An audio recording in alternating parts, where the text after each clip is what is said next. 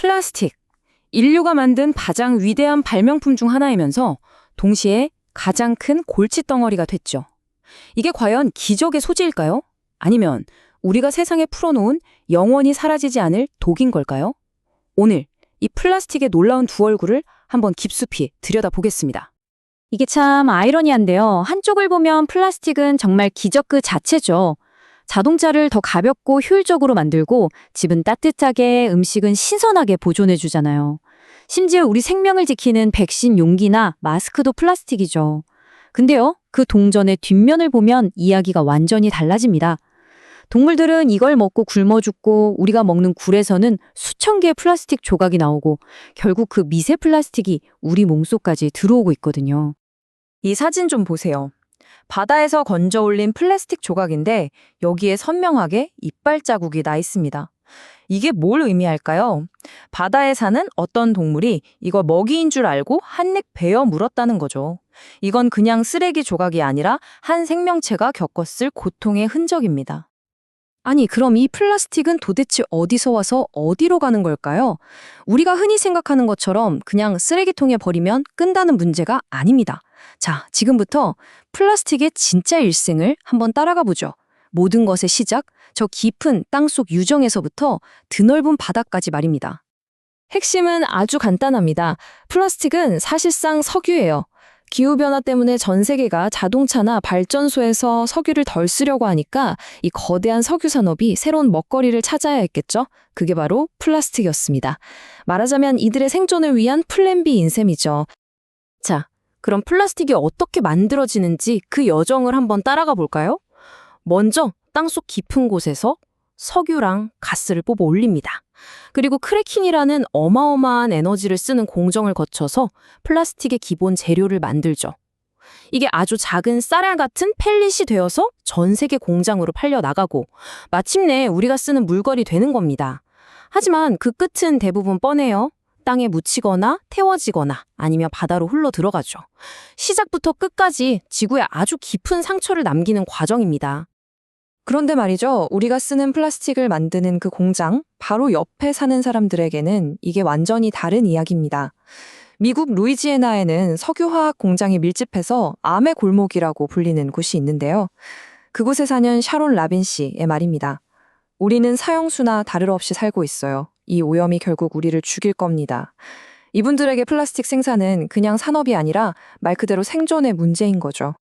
자, 그럼 이쯤에서 이런 질문이 나올 수밖에 없죠. 이 모든 문제, 이 거대한 재앙, 도대체 누구 책임일까요?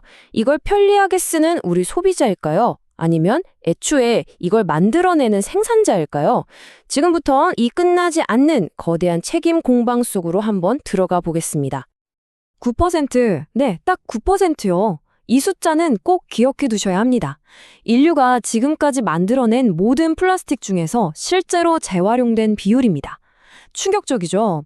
우리가 열심히 씻고 분리수거해서 버린 그 수많은 플라스틱의 90% 이상은 결국 그냥 쓰레기가 됐다는 뜻이거든요. 왜냐고요?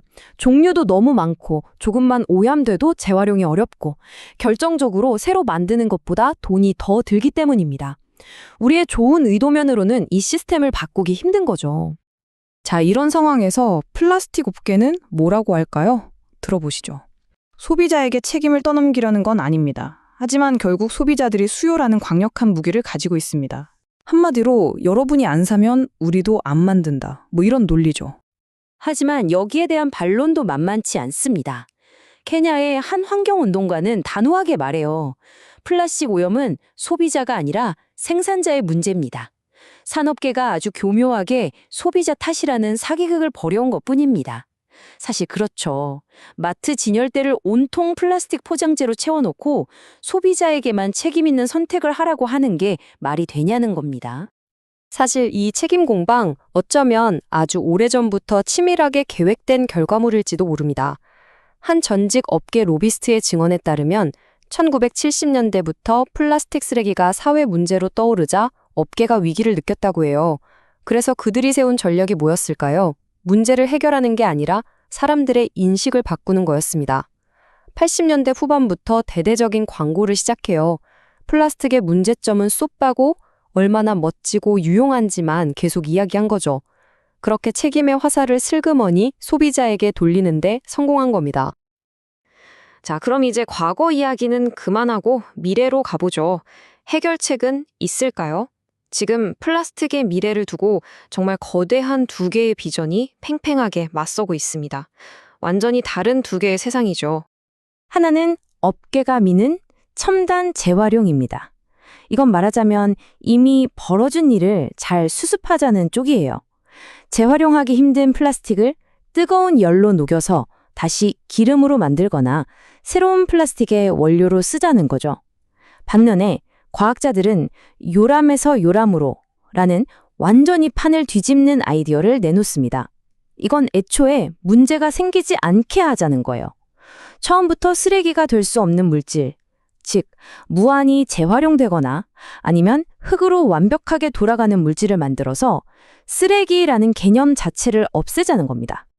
하지만 업계가 미는 이 첨단 재활용에 대해 화학자 미하엘 브라운가르트는 아주 비판적입니다. 그건 진짜 재활용이 아닙니다. 그냥 알리바이, 변명일 뿐이죠. 왜냐하면 그 과정에서 원래 플라스틱의 3분의 1 정도가 그냥 사라져버리거든요. 이게 어떻게 완벽한 순환경제냐고 아주 날카롭게 꼬집는 겁니다. 그럼 요람에서 요람으로는 대체 뭘까요? 한번 상상해보세요.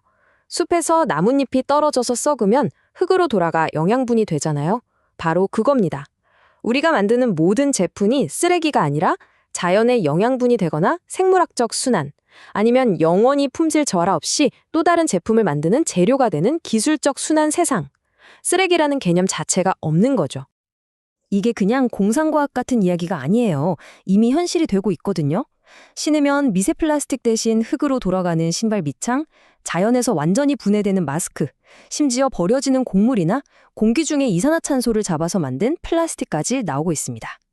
자동차에 들어가는 플라스틱 부품이 180가지가 넘는데 이걸 완벽하게 분해하고 재활용할 수 있는 딱 5가지 종류로만 만든다? 상상만 해도 멋지지 않나요?